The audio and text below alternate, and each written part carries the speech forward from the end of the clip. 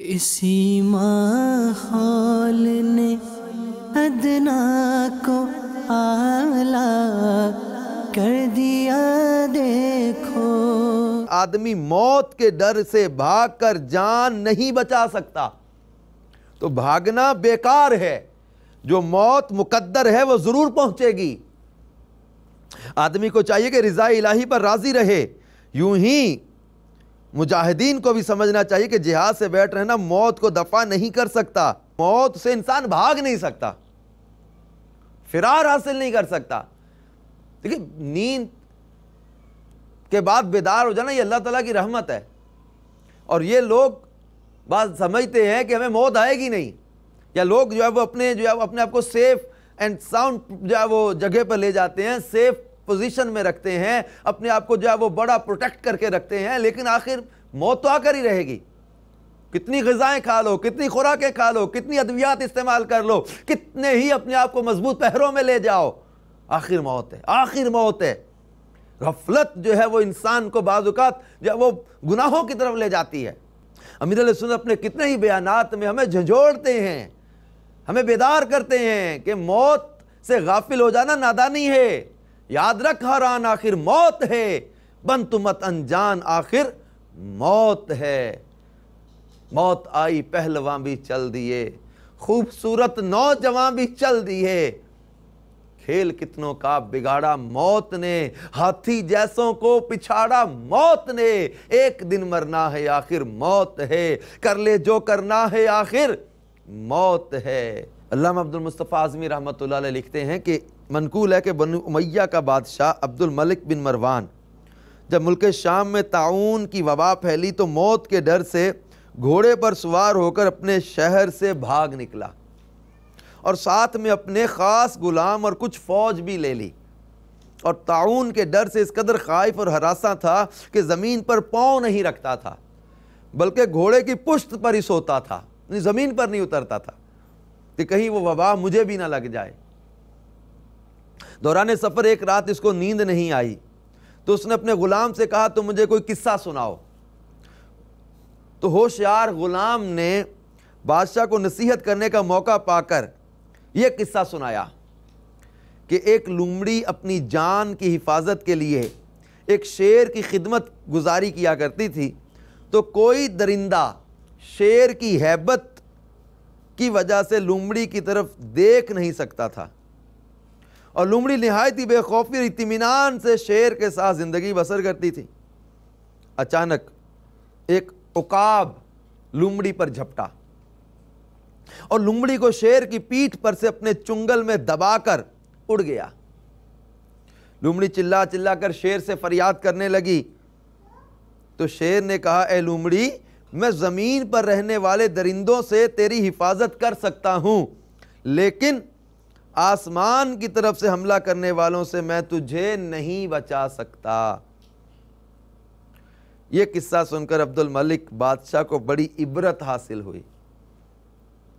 اور اس کی سمجھ میں آ گیا کہ میری فوج ان دشمنوں سے تو میری حفاظت کر سکتی ہے جو زمین پر رہتے ہیں، مگر جو بلائیں اور وبائیں آسمان سے مجھ پر حملہ آور ہوں ان سے مجھ کو نہ میری بادشاہی بچا سکتی ہے، نہ میرا خزانہ، نہ میرا لشکر میری حفاظت کر سکتا ہے۔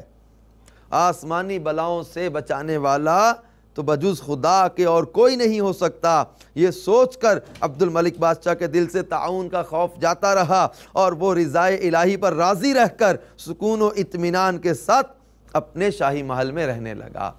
میٹھے میٹھے اسلامی بھائیوں اور مدنی چینل کے ناظرین،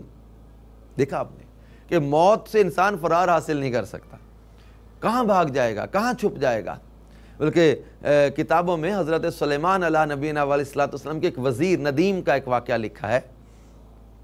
کہ جناب ملک الموت علیہ السلام حضرت سلیمان علیہ السلام کی بارگاہ میں حاضر ہوئے، تو آپ کے وزیر ندیم کی طرف چند بار آپ حضرت ملک الموت علیہ السلام نے بڑے غور سے دیکھا، جس سے وہ ڈر گیا۔ جب یہ چلے گئے تو ندیم نے عرض کیا اے اللہ کے نبی، مجھے کسی محفوظ مقام پر پہنچا دیں، اس شخص کی آنکھوں میں مجھے خوف لگ رہا تھا، میرا دل ڈر گیا۔ اب اللہ کے نبی حضرت سلیمان علیہ السلام چونکہ ہوا پر بھی آپ کی حکومت تھی، آپ نے دعا کی، ہوا نے ہند کے ایک جزیرے میں پہنچا دیا۔ جیسے ہی وہاں پر اترا ملک الموت علیہ السلام آئے اور اس کی روح کو قبض کر لیا۔ پھر جب جناب ملک الموت علیہ السلام حضرت سلیمان علیہ السلام کی بارگاہ میں حاضر ہوئے تو انہوں نے پوچھا، اے ملک الموت، تم نے میرے وزیر ندیم کو ڈرا دیا، کیوں اس کی طرف بار بار دیکھ رہے تھے؟ تو عرض کیا، اے اللہ کے نبی، آپ کی بارگاہ میں حاضری کے بعد مجھے کچھ وقت کے بعد ہند کے فلاں جزیرے میں اس شخص کی روح قبض کرنے جانا تھا، کیونکہ میں حیران تھا کہ یہ بندہ تو یہاں بیٹھا ہے، میں وہاں کس کی روح قبض کرنے جا رہا ہوں، لیکن جب میں وہاں پہنچا تو یہ بھی وہاں پہنچا ہوا تھا۔ چاند پہ چڑھ جائیے آخر موت ہے، جہاں بھی انسان تہ خانوں میں چلا جائے، انڈر گراؤنڈ چلا جائے، کسی مضبوط اور محفوظ قلعے میں چلا جائے، ملک الموت علیہ السلام کو کوئی رکاوٹ روک نہیں سکتی، موت آ کر رہے گی۔ یاد رکھیے،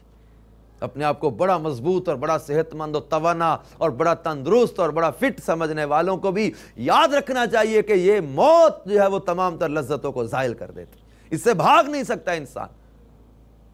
بعض لوگ جو ہے وہ کہتے ہیں نہیں موت کا ذکر نہ کرو، مرنے کی بات نہ کرو، دل ڈرتا ہے، قبر کی بات نہ کرو، موت کی باتیں نہ کرو، بھئی دل خوف زدہ ہو جاتا ہے، ڈر جاتا ہے، بھئی جو ہے وہ ڈرانے کی باتیں نہ کریں۔ یہ بلی کو دیکھ کر کبوتر جو آنکھیں بند کر لیتا ہے اور وہ نادان یہ سمجھتا ہے کہ مجھے بلی نظر نہیں آ رہی، اٹ مینز میں سیف ہو گیا ہوں، میں محفوظ ہو گیا ہوں، تو کیا بلی کو دیکھ کر آنکھیں بند کرنے والا کبوتر اپنے آپ کو محفوظ کر لیتا ہے؟ نہیں میرے میٹھے پیارے اسلامی بھائیوں۔ اسی طرح ہم اگر موت کا، قبر کا، دوزخ کا، عذاب کا ذکر نہیں کریں گے اور گناہوں کی وجہ سے اللہ ناراض ہوا، اس کے محبوب روٹھ گئے، تو کیا ان چیزوں سے بچ پائیں گے اگر تذکرہ نہیں کریں گے؟ اس تذکرے سے موت یاد آئے گی۔ حضور صلی اللہ تعالی علیہ وسلم نے فرمایا، لذتوں کو زائل کر دینے والی چیز موت کو کثرت سے یاد کیا کرو، لذتوں کو زائل کر دیتی ہے موت۔ موت کا تذکرہ کثرت سے کرنے والوں کے لیے تو جو وہ شہید کی بشارت دی گئی کہ موت کو کثرت سے یاد کرنے والا تو گناہوں سے بچا رہتا ہے، برائیوں سے بچا رہتا ہے۔ جسے مرنا یاد ہوتا ہے وہ کسی کی دل آزاری نہیں کرتا، جسے موت یاد ہوتی ہے وہ کسی کے ساتھ زیادتی نہیں کرتا، جسے موت یاد رہتی ہے وہ کسی کے ساتھ ناانصافی نہیں کرتا، جسے موت یاد ہوتی ہے وہ کسی کے ساتھ جو ہے وہ چیٹنگ نہیں کرتا، دو نمبری نہیں کرتا، کسی کی دل آزاری نہیں کرتا، کسی پر بہتان نہیں لگاتا، کسی کی جو ہے وہ کسی کے حق نہیں دباتا، کسی کے ساتھ زیادتی نہیں کرتا، اللہ اور اس کے رسول کی نافرمانیاں نہیں کرتا۔ جسے موت یاد ہوتی ہے وہ کسی کے ساتھ زیادتی اور ظلم نہیں کرتا، جسے موت یاد ہوتی ہے وہ غفلتوں میں اپنی راتیں شراب اور نشے اور جوئے اور حرام میں برباد نہیں کیا کرتا، جسے موت یاد ہوتی ہے وہ اللہ اور اس کے رسول کی نافرمانیوں کے کاموں میں نہیں جاتا، جسے موت یاد ہوتی ہے وہ نماز، روزہ، پرہیزگاری میں اپنی زندگی بسر کرتا ہے۔ اسی ماحول نے ادنا کو